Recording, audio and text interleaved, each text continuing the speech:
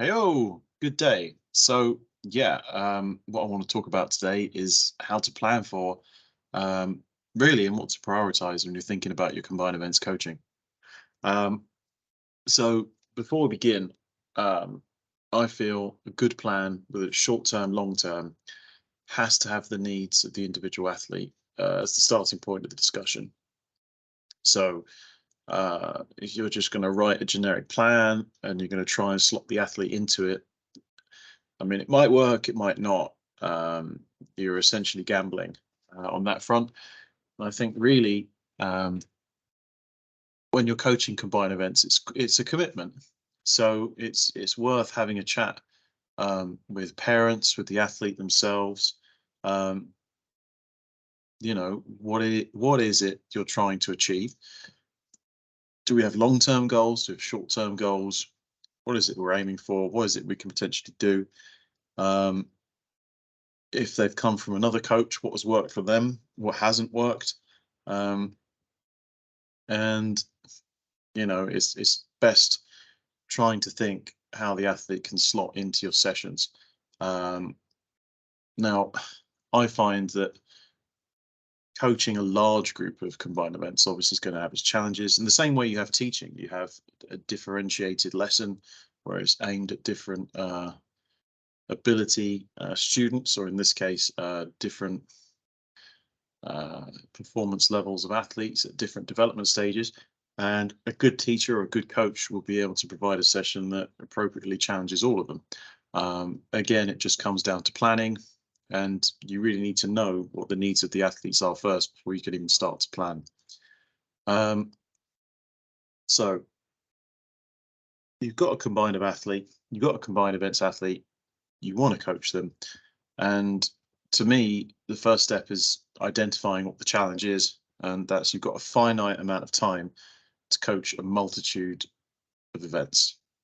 Um, and so how to square that circle is actually quite tricky um, if you haven't thought about it. So one approach might be is you might look at it as an event by event basis. Um, and you might think, okay, let's say you're coaching a pentathlete. Doesn't matter if it's male or female, but a pentathlete, fairly young athlete, and you want to spend about 20%, 1 in 5 of your time doing each of the events. And you think, oh, okay, I'll just split it equally between the 5 events.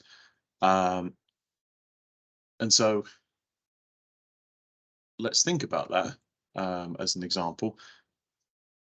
What would you expect the outcome to be if you did that?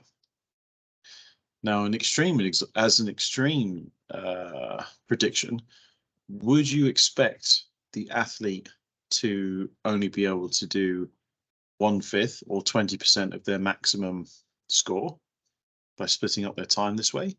Or would you expect that they have some kind of base level and then they only increase 20% of what they could have potentially if they'd have stuck with an individual coach? I mean, what would be your vision of how the events would progress? And so, in the absurd example of only doing 20% of what you would um, think that athlete would be capable of, let's take an example I've put up there. That suppose your athlete throws 10 meters in the shot put, just a nice, decent, consistent 10 meters in the shot put. Does that mean, um, would you expect the athlete to be only throwing 2 meters if they only spent 20% of their time throwing shot? Would you expect it to drop?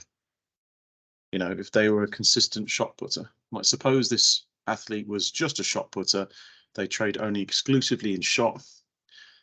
Would you expect that shot put to go down to 2 meters if they only spent 20% of their time before? I'm hoping that common sense and just a natural feel of just the sense of scale that shouldn't be the case. Or maybe you think it might be a reduction in potential growth. It might be you might feel that the athlete, suppose, had been steadily improving 1 meter each year, and suppose you only drop it to 20% of the time, then maybe you're only anticipating the athlete to be improving by 20 centimeters now instead of a whole meter in the shot put if they were to take up combined events. Is that realistic? And so to me, you could justify either of them how you want. I think the former is far more ridiculous than the latter, but you know, stranger things have happened. For me personally, there's more to it, and so building a successful athlete is more than just having technical sessions. It's structuring training sessions so that as many athletes can be developed at the same time. Okay, so it is possible. I think the combined events coach has always got to be thinking, right, this is potentially a high jump session, or this is a high jump session, but can we work the movements in such a way that it's still working our flat speed? Is it still working our general plyometric ability? Is it working our long jump? Is it working all these other events? Is it working for our shot put, and so on and so on and so on? And so you've just got to think very carefully. Yes, a session might be portrayed as a high jump proportion, but as long as you're planning that session to be working the right energy systems, the right muscle groups, the right muscle movements, and you're making the athlete aware of all those things, then believe it or not, it doesn't particularly matter to me whether it's a high jump session, a long jump session, a shot put session, a javelin session. If you're working those areas, then you'll find that there'll just be progress across all the events. And in some cases, actually, it doesn't hinder the individual event specialist at all. So a couple examples there. So a young girl I coach, we do combined events, but she's an individualist jumper, high jump, triple jump, long jump. She can do it all. She can jump. There's no two ways about it. And yet, whenever we're doing sessions, I'm always thinking, how will this help her triple jump?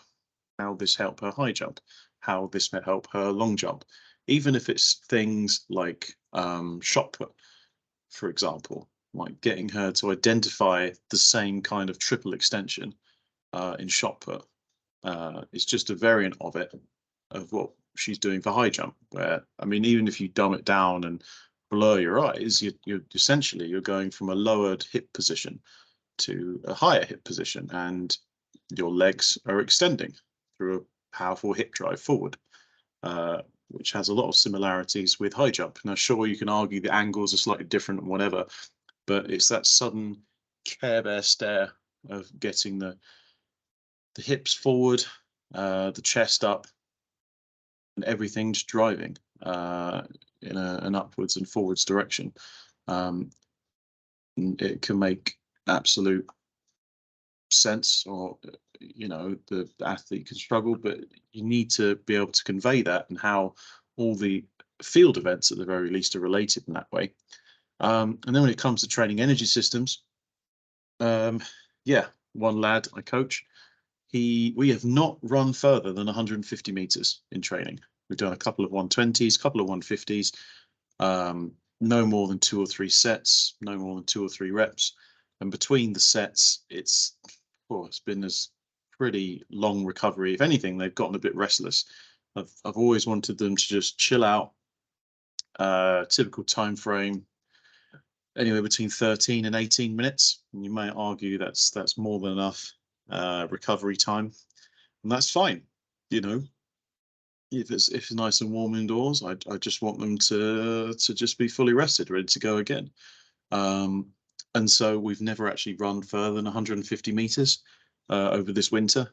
We had some aerobic fun, doing some 1-minute runs and stuff in September, October, but we haven't touched that stuff for nearly 5-6 months now. And yeah, one of my athletes just decided to run a 400 meters just for a bit of crack. Um, and I was incredibly worried because we hadn't done much work on it um, over that distance, although I knew that he'd worked his energy systems quite well. And the amount of training we'd done, I knew he was in good shape. But you never know. It's always that new feeling of like, oh, he hasn't done this before, or they haven't done that. Not entirely sure. But credit to him, under 15-year-old, under 15 chap, ran a time that put him #1 in the UK for the 400. First ever go. He ran in the absolute torrential rain, cold. The actual race was at 9:15 at night. He'd had a full 4 or 5 days beforehand of athletics training and stuff going on. And he just messaged me on WhatsApp saying, yeah, I didn't realize it'd be that easy. I should have tried harder. I'm looking at him thinking, oh, geez, And so he essentially ran 54.2 seconds, 54.25, whatever it is. But, I think he's definitely, I mean, I coach another 400-meter hurdler, under 17, whose 400-meter times are in the 51s, high 51s, low 52s, and he's kept up with him over the shorter breaks. I mean, I know he's got the flat speed, and so the energy systems I know are developed. I just think it's more of a maturity and race pace that he's missing. He just doesn't know what it feels like to empty the bucket, if you like. He can do it. He's just not used to it. So yeah, my main point is many of my athletes that are ranked first or podium position or top 5 or top 10 in the UK for individual events or combined events, we use a variety of events as training, if anything else. And we spend very little time doing what people would consider technical work on the actual event they want to, but we're developing speed, explosiveness, all of the physical factors that you'd attribute to performance, and in a specific way. So we always look at essentially working muscle movements rather than the muscles themselves. It's more energy systems and large muscle groups or large groups of muscles. So, for example, you wouldn't go to the gym and I just get them doing bicep curls, because that would be an isolation muscle. It's just working the bicep.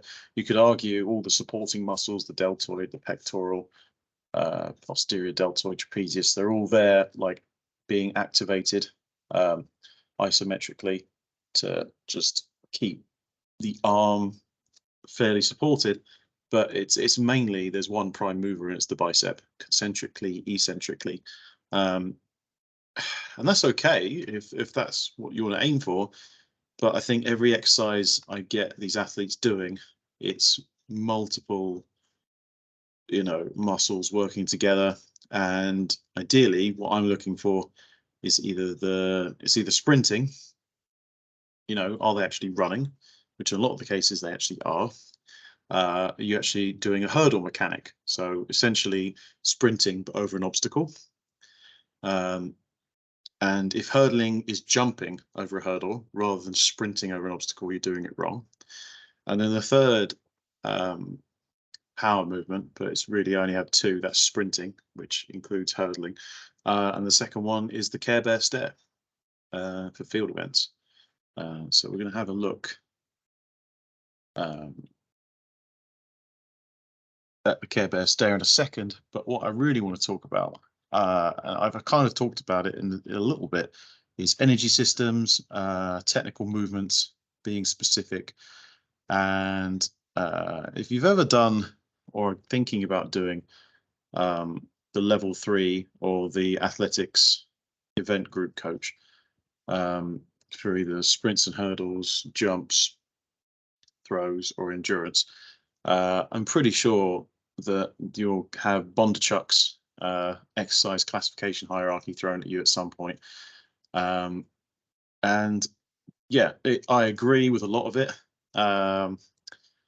I think it actually explains why so many groups seem to look like they know what they're doing, but not a lot of progress is being made, if that makes sense. And although I think it's great in some areas, like with all models, or everything that you've ever been suggested to, you need to be able to critically evaluate them, find their flaws. And I think when you start understanding a model and critiquing it and saying, okay, it only works in this scenario, or it can only work so far, or it's only valid here and here, I think that's when it becomes its most useful. So when you're looking at the Bondarchuk's exercise classification hierarchy, there's 5 levels there. The very top is the event itself. Okay, so the main idea of this classification hierarchy is to essentially rank exercises by how effective those exercises are at transferring the work done in those exercises so that they lead to a result, an improvement in performance. And so Bondarchuk, Anatoly Bondarchuk, hammer thrower in the 70s, and was a very successful coach in Eastern Europe. In the 80s, he argued that if you want to be good at the event, then right at the very top is the event itself. So you actually need to do the event to be good at the event, which kind of makes sense. And then below that, you have 2 categories that are kind of distinguished by, well, it's the technical movement itself. So what do I mean by that? I mean, you've essentially got if it replicates the competitive movement, then it's in the top second and third of the movements, and within that they have to train the physiological systems, i.e. the central nervous system, the energy systems. Essentially, it's as close to the exercise as you can get. And so all of these exercises, it's not like a bang, bang, bang 5, but from what I understand it, it's a fluid spectrum. And to be securely in the next zone down, which is competitive exercise, you're essentially saying that it refers to exercises where it mimics the movement, but there might be a reduction in it. So say, for example, a really easy one is the 100 meters. Competitive exercise, you might run 85 meters, whereas you'd have a block start, you'd have a drive phase, maximum velocity phase, and then a maintenance speed in the last 20, 30 meters or so, but the race would only last 85 meters. Whereas the next step down, which is specific development exercises, essentially refers to where you're now replicating the movements, but you might be only doing them in part, or maybe, working on a specific aspect where it's not quite as complete as maybe doing a competitive exercise or the event itself. So, for example, a specific, or it could be with resistance. So a specific development exercise might be, so suppose you're a shot putter and you're doing a rotational shot put, the specific development exercise might be that you perform a standing throw. That's that it replicates the movement, but it's not in its completeness.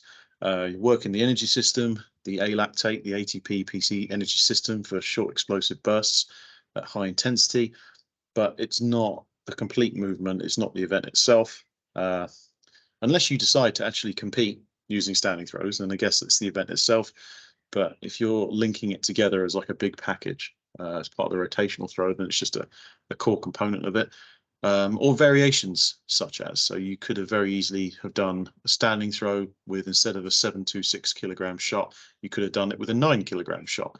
And so any kind of resistance or assistive, you might have done a standing throw with 4 kilograms or 5 kilograms if you're working on a speed component. I don't know. The point is there's multitude of options going on here, and it's entirely down to the athlete and coach to decide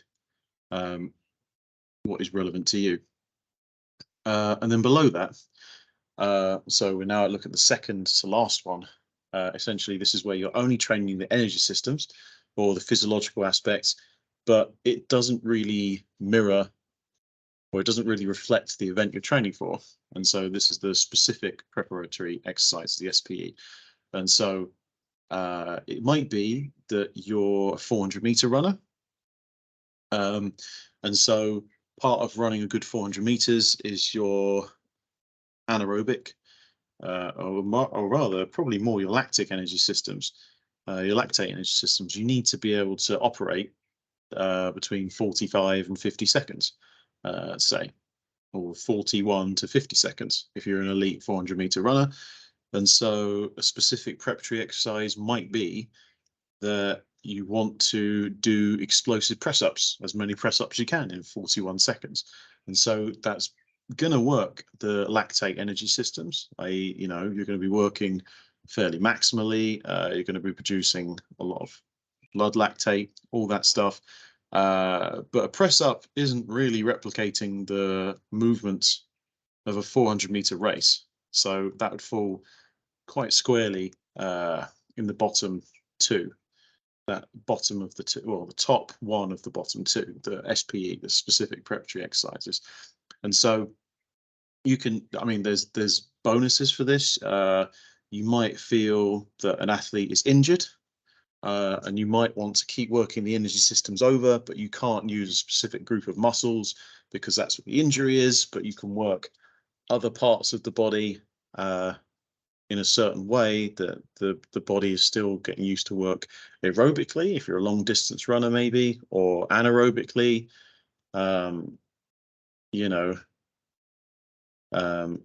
It just depends what you're aiming for. And so as long as you're aware of those energy systems, you can actually do quite a lot. And then squarely at the bottom, the GPE, the general preparatory exercises. And essentially, these are the exercises that don't really mimic the movements of the event that you're trying to work out, and it doesn't work the energy systems either. So it's quite interesting because you might think, well, if it doesn't work the energy systems and it doesn't work the muscle movements how I want it to, then why would I ever do this? And essentially, we see this all the time with rehabilitation work. We see this with recovery work or regen work. We see this when athletes just want to change of pace and they want to do something a bit fun for a social. There are uses for it.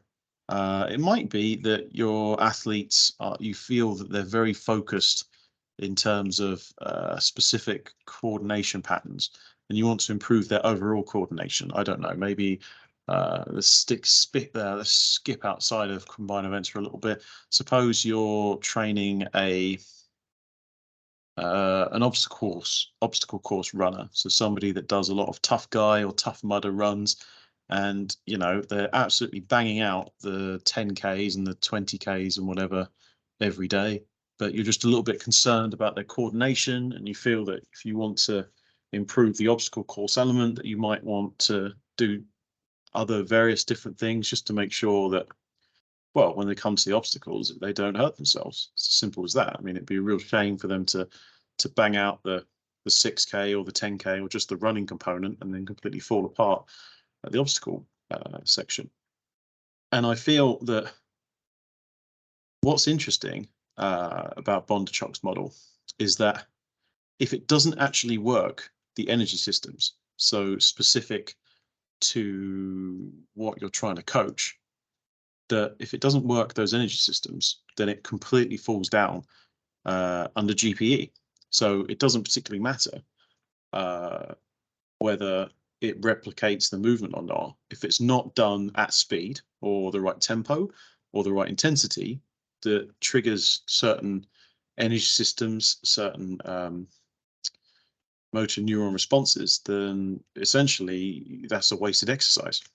And I think this is possibly where many sprint groups go wrong, and they spend absolutely ages doing almost yoga-like stretching, drills in very slow motion, um, drills that kind of mimic the movement, but I think the purpose of those drills are more to strengthen, lengthen muscles, and are not necessarily to help with the event. I'm sorry, I'm picking on sprint groups, but you see it a lot. I remember at Loughborough, where I went to university, there was a 400-meter hurdles coach. Um, I believe his name is Nick Dakin, and he had some amazing athletes. Martin Rooney was the main athlete I remember when I was there. And Martin Rooney was a phenomenal 400-meter runner. Yeah, world class. Um, he'd be there all the time for GB 4x4s. He'd be an individual 400-meter runner. I mean, he was a household name. He'd always be at Grand Prix, all that business. You know, really tall, silky smooth runner. Yeah, amazing 400-meter times. But what I'd find is Nick Dakin, it's not necessarily criticism of him, it's more he had, I'd probably say, in the region of 20 to 30 athletes, all girls. And to me, it was very clear he had like the elite group where there was Martin Rooney and there was a couple of other very tall, like these guys and girls looked the business. Like they were clearly 400-meter runners. Um, uh, I can't remember their names off the top of my head. If I saw them, I'd be like, it was that one. I mean, they were just, yeah, that you could tell. You just have this feeling like this is a pro athlete. Now, when I mean pro, I don't mean professional in terms of getting paid and sponsorships, although they probably were. But when I mean pro, I mean like this person is committed to the sport and they're at a very high level. They're not just here doing an egg and spoon race. And so there was clearly a divide between this elite portion of his group and the 20 or 30 or so athletes that well, let's put it this way. If you're very familiar with Loughborough, and I think they still have it now, in the indoor section downstairs, there's a great big long, I forget how long it is, maybe 40, 50 meters, like a plyometric mat. It's quite long. It's a grayish mat. Maybe they've gotten rid of it. And essentially, I just remember watching these 20 or 30 athletes, and they would spend easily 45 minutes to an hour just doing stretching, having a little bit of a social, you know, going, yeah, you're all right, yeah, and all this stuff. And the amount of like yoga poses they'd be getting into and the things they were doing with their legs and like stretching their glutes and hamstrings and doing all these kind of like very gentle, uh, dynamic stretches and that kind of thing. It'd go for a good hour. And I wouldn't see them doing much running. They might run for about 10, 15 minutes. And then they'd come back in and they'd get warm. And then they'd essentially do the same thing. Another half hour, 45 minutes of like stretching and activization stuff and all the rest of it. And part of me was thinking, I think the reason why that you lot are not improving is because the only time you're actually using the energy system needed for 400-meter hurdles is in that 15 minutes gap. And so you have spent nearly an hour and a half, nearly 2 hours, I think, probably, essentially in that GPE zone, the general preparatory exercise state. And so for me, that doesn't really lead to an increase in performance. I think you have to take a step back and say, well, maybe they weren't there for performance and they were just university students and they just wanted to have a coach look after them. And I'm guessing Nick had the elite group that was looking after, and he thought, right, these 20 or 30 girls, they're probably okay, half decent, but I've got my real athletes to look after. And that's totally understandable. But I think if you're an athlete or a coach of those athletes, just be aware that I'm not saying you have to train hard all the time. That's not what I'm saying.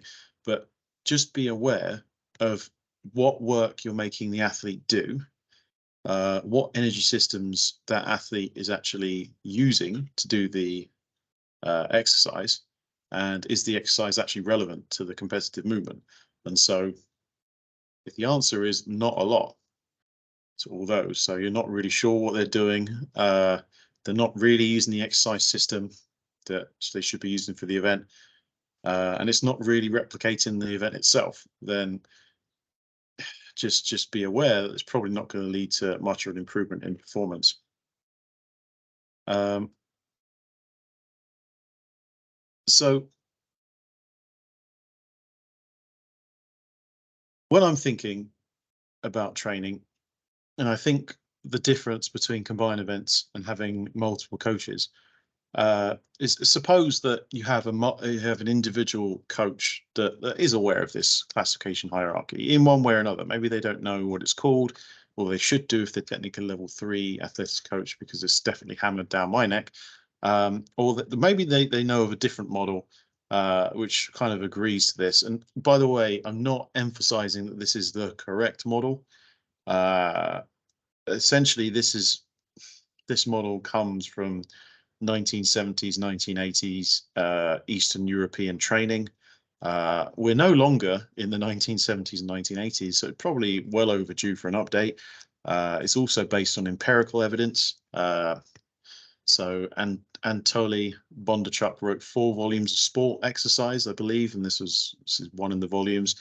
And it's based on empirical evidence. He did lots and lots of experiments over decades, but it has its flaws. I mean, some people might argue that instead of physiological systems, it's actually the specificity of the movement that matters more. Yeah, which I could kind of see that. But for me, it's both that need to happen. I think if you're a combined events coach, you can't afford to not do both at the same time. You always want to get this bang for your buck, maximize what you've got, kind of thing. And so you've always got to be asking yourself, where does this exercise I'm wanting my athletes to perform fall in this hierarchy? And the combined events coach kind of wants it to be in the top 3. So either a SDE, which is specific development exercise. So you're either doing an isolated part of the movement, but you're still working the energy system, or competitive exercise, which is like a reduced part of it, but still at the high energy, at the right energy state, or the right physiological systems being used. Or it could just be the event itself. It could just be you're warming up for an event. You do a bit of a warm up a couple of days before. You just run 100. Just run 100, see how it goes. And so, as long as you're aware of that kind of thing for combined events, it's relatively straightforward.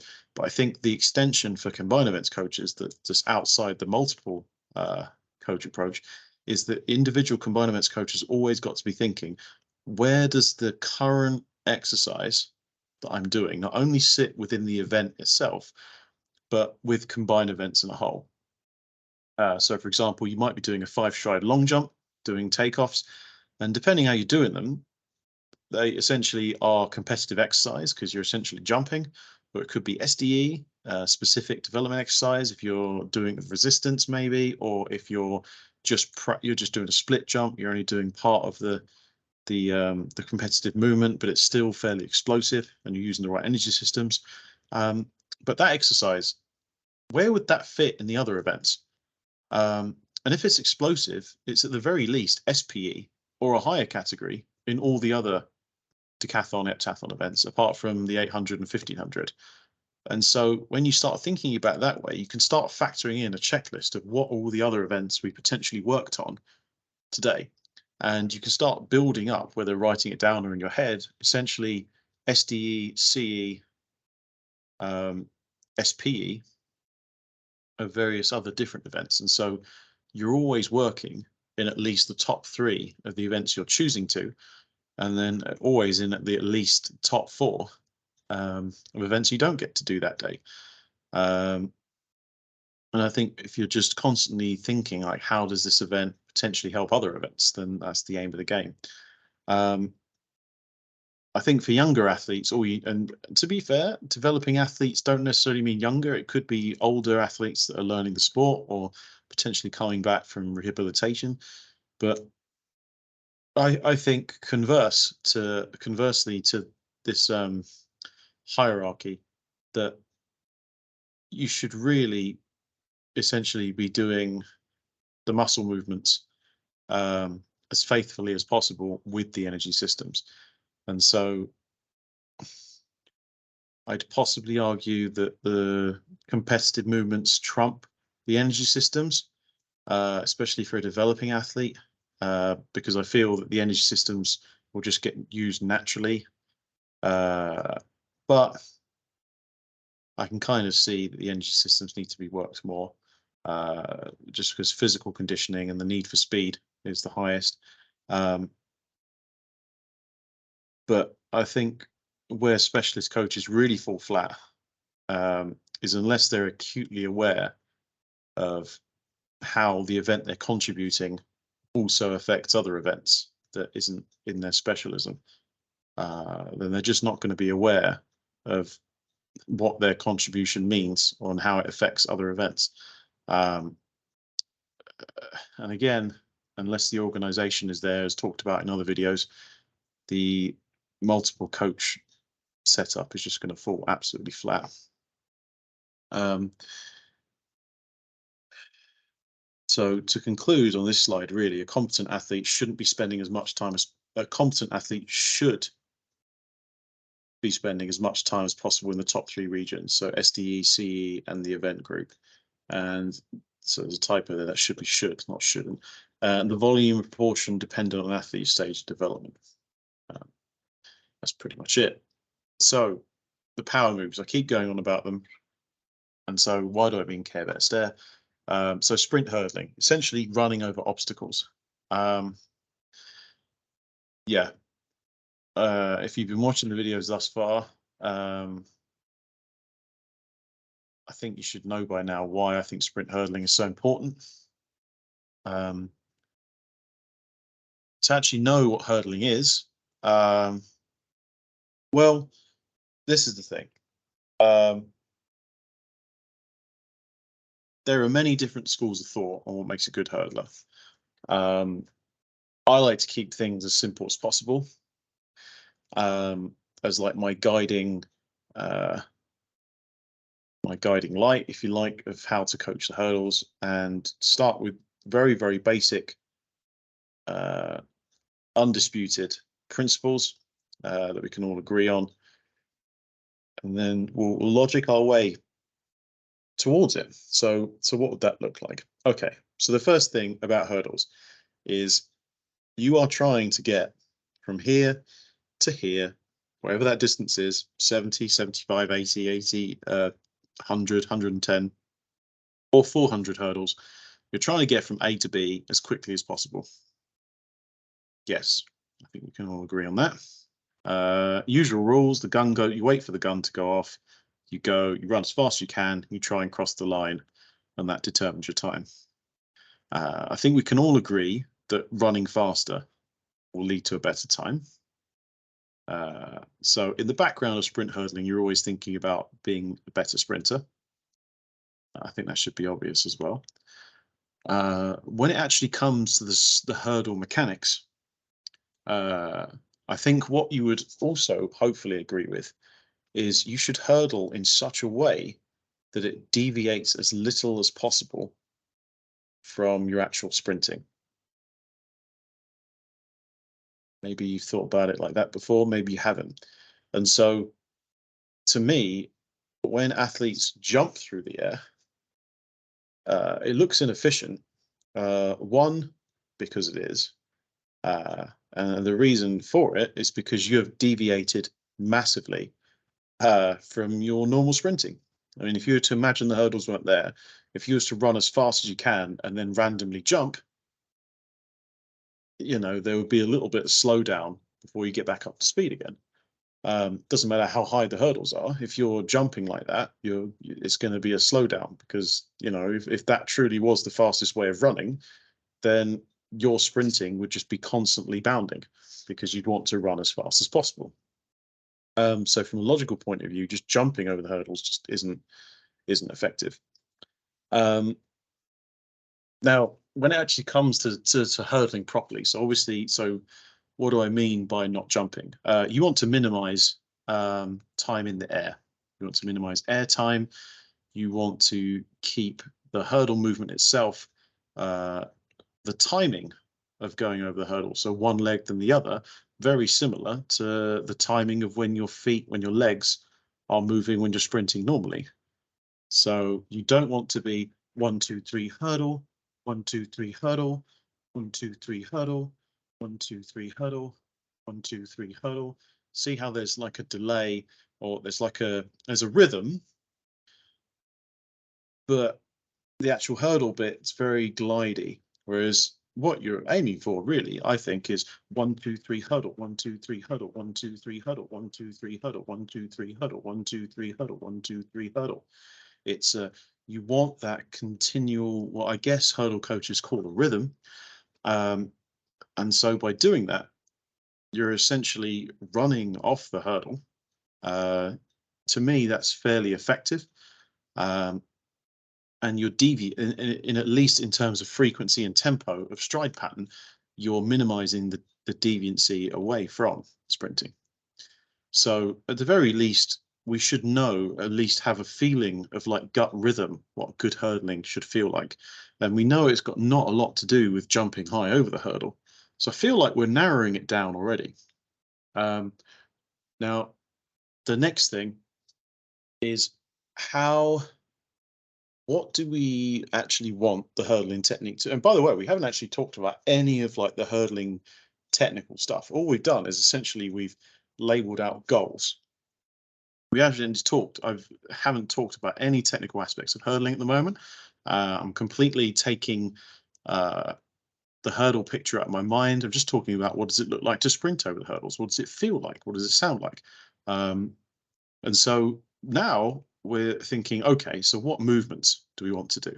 Well, let's go back to our technical, or rather, we're trying to deviate as little as possible from going over hurdles. So put it this way, you see a lot of hurdlers, they're swinging their arms, they're sprinting, and you can see in that picture there, their arms are kind of doing this big, wild, flappy business. So the question is, has those arms actions deviated a lot from natural sprinting? And then that's a question you have to ask yourself, the athletes, what arm movements would you like? And so to help maybe answer that question is, if this race was performed, let's suppose you're in treacle, you had a gas mask on, you breathe oxygen. Let's imagine you can breathe under this sea of treacle and you're running. Would your arms feel less or more resistance by swinging wildly like that? And so is it efficient? So you've clearly, I'm hoping most people don't sprint like this. So fine, it's deviated from sprinting. Maybe it's a necessary deviation. So the next question would be, are your arms doing that because you aim for them to be? Is it actually contributing to the hurdle? Or it could be, and this is what it is most of the time, when you have those arms wide like that, it's usually a balance issue. So the athlete, funnily enough, even at the top level, the athletes, or top, when I say top, I say like national level hurdles or whatever, if your arms are out wide, it feels more secure. It's a bit like a tightrope walker holding those bars on a tightrope, and it's just there for balance. So my argument would be, if you're not in the air long enough because you're maximizing your hurdle technique, you don't need the balance. You're hardly in the air at all. You just keep on running. So yeah, arm position, it's entirely up to you. Personally, I would always be thinking, what are my arms contributing to the hurdles? Are they actually being efficient? How much is this deviating from actual sprinting?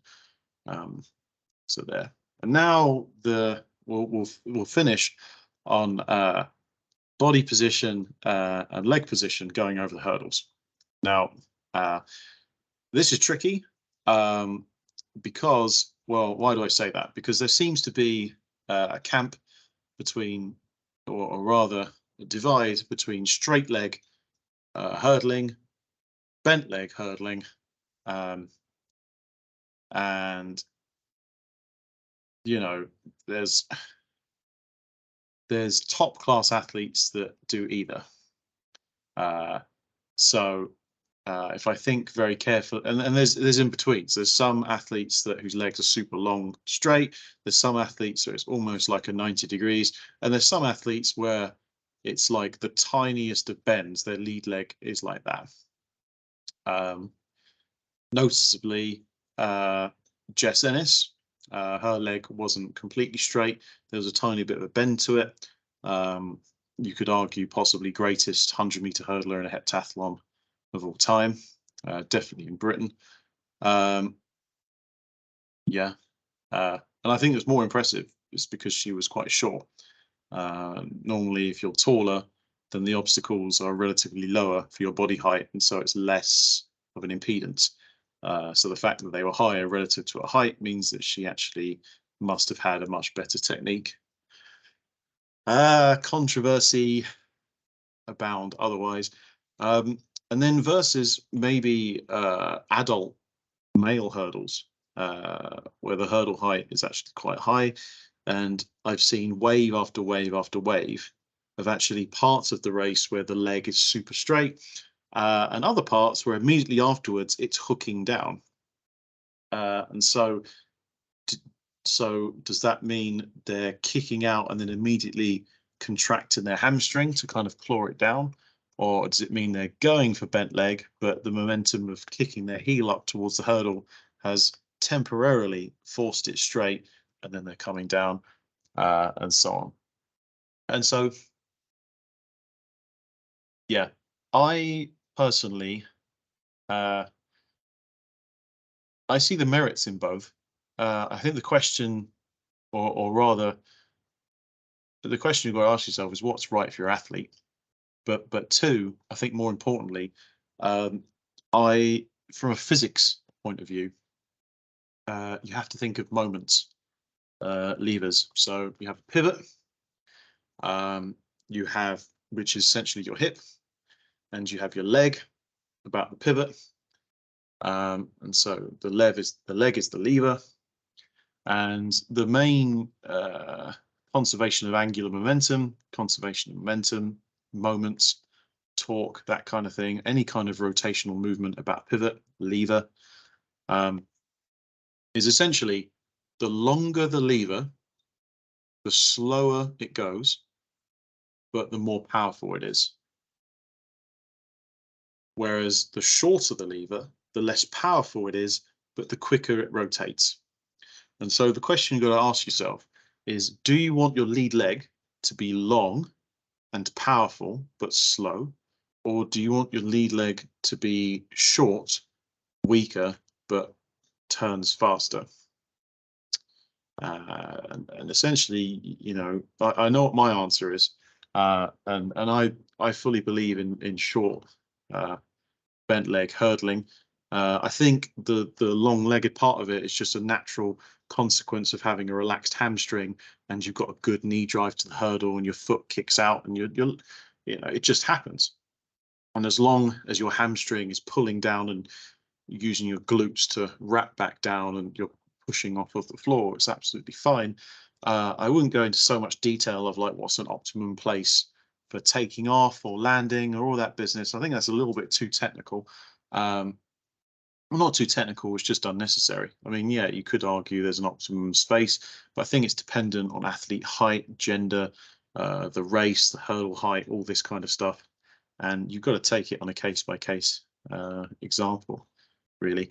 For example, the distance away from the hurdle for an under 13 girl doing a 70-meter hurdles is not going to be the same as the distance away from a senior male doing 110-meter hurdles, who may be 6'4", 6'5", whereas the under 13 girl might be 5'1", 5'2". They're clearly two different biomechanical states. You've got different goals and requirements to actually complete the race. They're not necessarily going to be taking off from the same distance away from the hurdle, or necessarily touching down after the hurdle in the same place either. And so as long as you have in your mind like this is what I want from hurdles. Um, are they being efficient in the air? What is the rhythm like?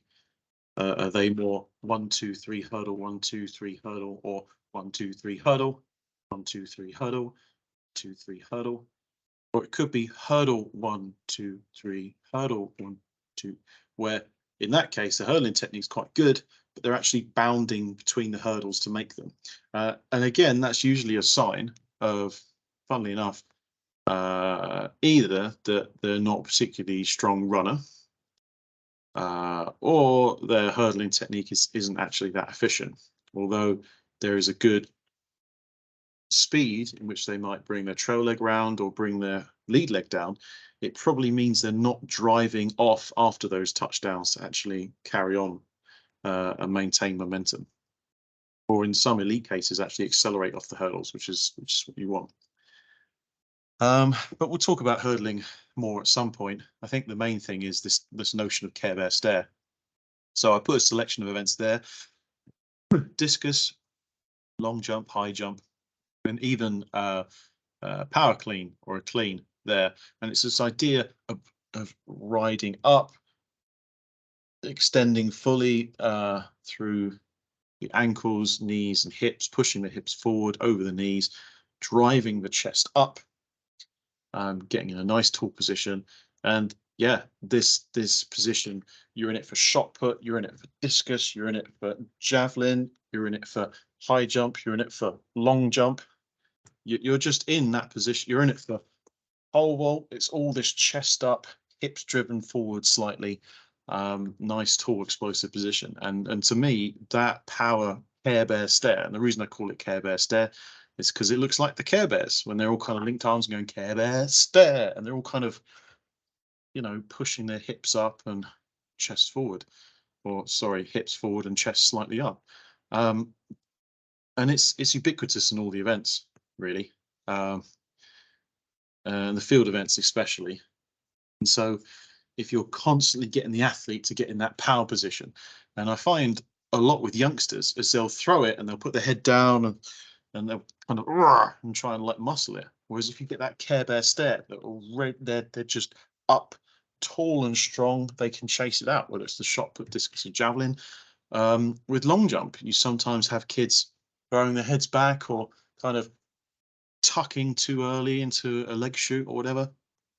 Just hold that takeoff.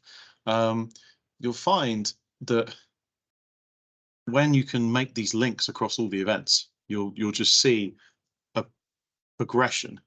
As I said before, it validates the training, it justifies why you train as a combined eventer, and it just makes it easier for people to understand.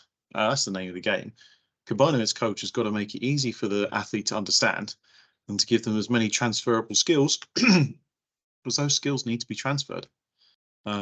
Making it so that you've got your 100-meter hurdles game face, and then your long jump game face, and then and so on, and you have to constantly change modes like a transformer. No, it's too much of a cognitive load. I mean, you can do it that way if you really want to. Why make it hard for yourself? So yeah. So when it comes to actually planning, what might a typical week look like? Now, my week is absolutely bonkers. I coach 7 days a week. And that's because I have 2 training groups. I essentially have Monday, Wednesday, Fridays, I'm at Canterbury. Tuesday, Thursday, Saturdays, I'm at Norton Park. So essentially 2 different groups. And then Sundays, I work with Momentum Sports in the morning, essentially doing fun, kiddie stuff. And in the afternoon, I run one-to-one sessions with a Surrey athlete that finds it a bit hard to get to Norton Park. And so really, if you're a combined events coach, I'm not saying to commit 7 days a week. It might be you've got some athletes that do train 7 days a week, and that's totally fine. But I feel for definitely under 13, under 15, and just starting to get into under 17, 3 to 4 days is enough. I know that looking forward, as some of my athletes go from under 15 to under 17, I'm trying to get it so that I actually coach less days, but the groups start to amalgamate, and so they're larger groups, and we'll have to discuss those challenges as and when. I'm not saying you have to plan it like this. I'm just showing you what I'm doing. If it helps, maybe then fine. This is not the be all, and like you must do it this way or fail. That's not what I'm saying. I'm just sharing what I'm doing, just for transparency, really. So the main part of my training sessions you can see in the light blue, and the light blue just means essentially suitable for all. So my heptathletes, my pentathletes, my octathletes, my decathletes, they can all join in those sessions. And essentially it starts off with hurdles, and then we do 1 or 2 events, half hour, 40 minutes each, and then we finish with some running or some conditioning or something else. It just depends on the period, whether it's competition, pre-competition, winter, stuff like that. You can see in the yellow and green, those exercises are for either older athletes or for the boys, mainly discus and pole vault, because they appear in the decathlon. And again, they're open to all, but it's not really necessary for the ladies. But if my female athletes ever wanted to do pole vault, I'd never turn it away from them. I always try and actively encourage it, actually, because, well, I mean, it's a great sport. I think you learn quite a lot from doing it. The only caveat to that is that I feel the energy availability in females and in males, to be fair, I think just young people need a lot more rest than you think they do. It's not just a case of train, train, train, train, train. I still think 2 or 3 good sessions a week on top of school, on top of other clubs. If they're sporty youngsters that do combined events, they're bound to be roped into other sports. But I think 2 to 4, maybe 2 to 5 training sessions a week. 5 is probably a little bit excessive. It depends what those sessions are. And I think it depends how conditioned the athlete is as well. I think you just have to take your time. You just have to have honest discussions with the parents. I think you have to have honest discussions with the athletes themselves, so it might be a case of we've been doing twice a week. Would you benefit from an extra session? Could you do it? Or we've been training 4 or 5 times a week now for a couple of weeks. How are you feeling? Are you feeling a bit run down? Should we reduce it? Should we increase it? I think it's a case of just constantly being in communication. And I've been talking in other videos about how you need to be on top of that, really, and just monitoring it. It entirely depends on the athlete. For me personally, I coach 7 days a week. I absolutely love it. Doesn't tire me out. I love the challenge. I feel honoured that I'm working with really talented youngsters that enjoy the sport. So I'm more than happy to just keep on trucking. So what does an athlete profile for me look like? So I'm always constantly thinking, where is this athlete in terms of their goals, their overall performance, not just rankings.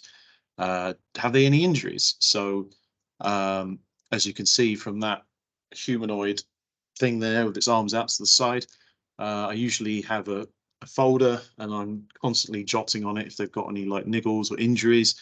So it doesn't necessarily have to be a full-blown injury. It could just be like one of my athletes complained that their shins were hurting, and I'll just make a little note of it with the date. And if I notice I've shaded in that area and dated it quite a few times, I might have a question to say to them like, we've got a little bit of a problem here. What could it possibly be? And we're just chatting to them, and it's trying to like prevent injuries getting out of control, just monitoring them to a certain degree. I try and get my athletes to do this themselves. It's just harder with youngsters because they're not as developed yet. But my athletes are starting to write things down and start making notes on their phones.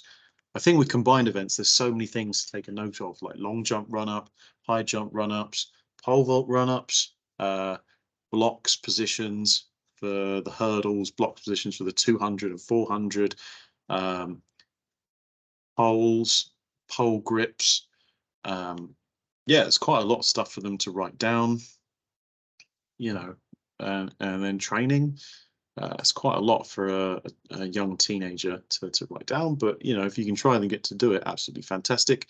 When it comes to actually planning their season, I have a little box with all the events that they're doing, and then the 50-point boundaries for every single event. And then I think to myself, well, I put their PB in yellow or just under their PB in yellow to the nearest 50, and then I might go a couple of boxes up. Should I feel that they're going to improve a lot, or one box up if I feel like, yeah, this needs a little while to click. And that usually gives me like an indicator of what kind of score they're looking at. I'll have like rough targets for events, that kind of thing, performance indicators. It's honestly not necessary, but I just feel like the kids actually love it. Like a lot of the time when we sit down in that dead period for 1 or 2 weeks after English schools, like September the 18th to late September, we'll just have a little chat for 20, 30 minutes, each athlete, and we'll go through what went well, where they want to go for the next year, their targets, what they think they're capable of. Some of them are absolutely ambitious to buggery with it, and they'll just put, yeah, I want to do this, this, this. I'm like, yeah, I mean, it's going well so far. I can't see any evidence to suggest it wouldn't go that way. And a part of it is like, where let's take an example. So with Joshua Darko with his high jump. Oh no, let's not use Josh. Let's use Ollie.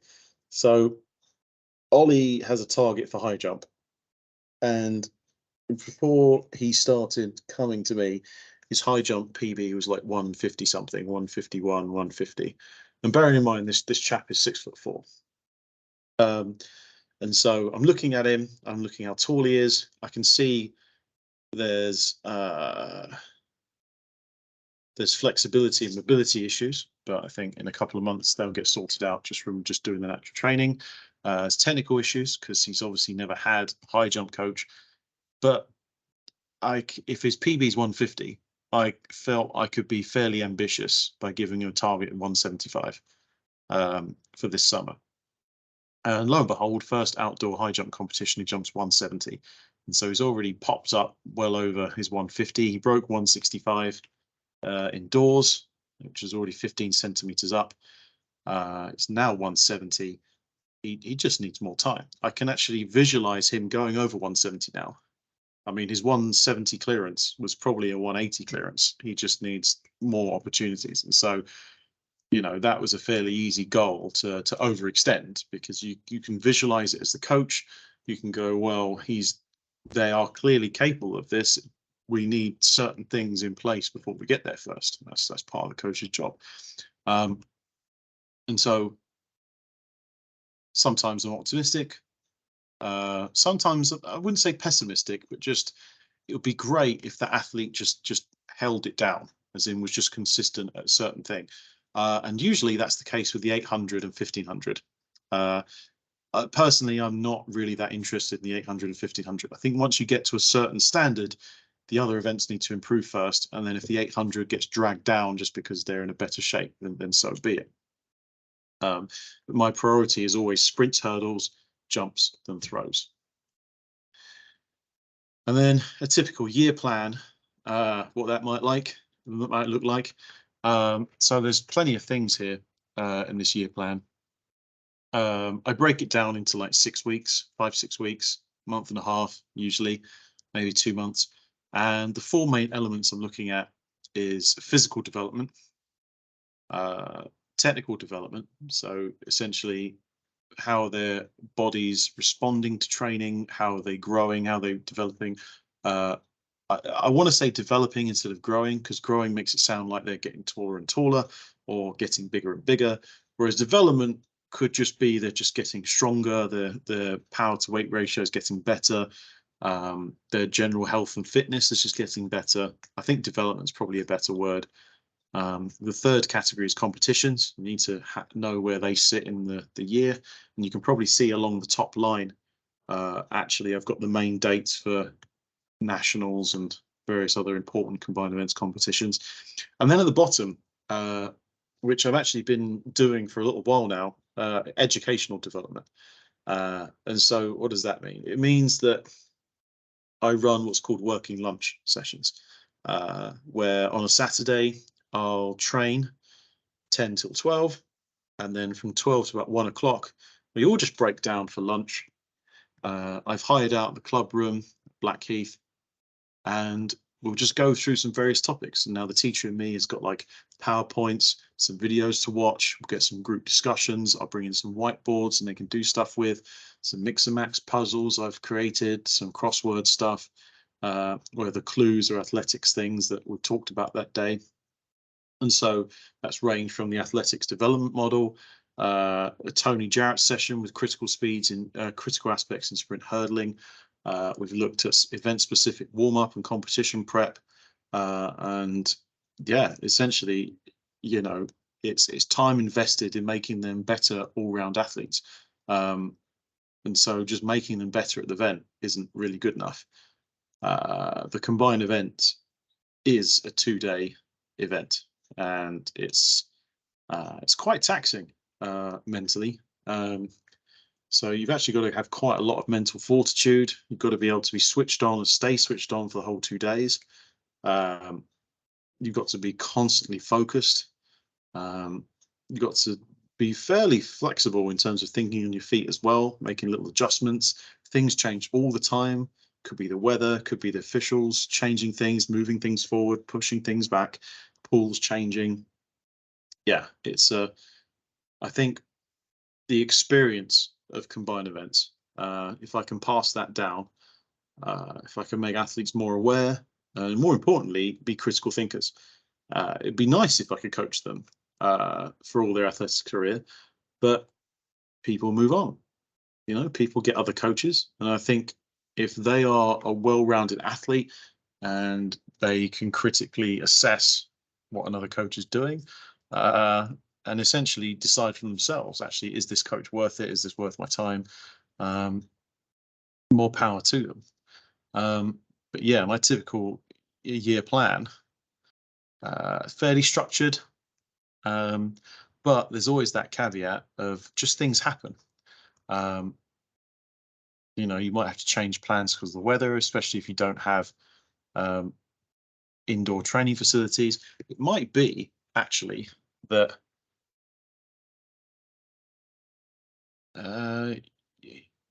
you have to rejig everything because of incredibly bad injury. I know I've had to do that with one athlete that's torn their ACL. Things just happen. So yeah, it's just one of those things you have to constantly keep reflecting on, really, and self-adjusting.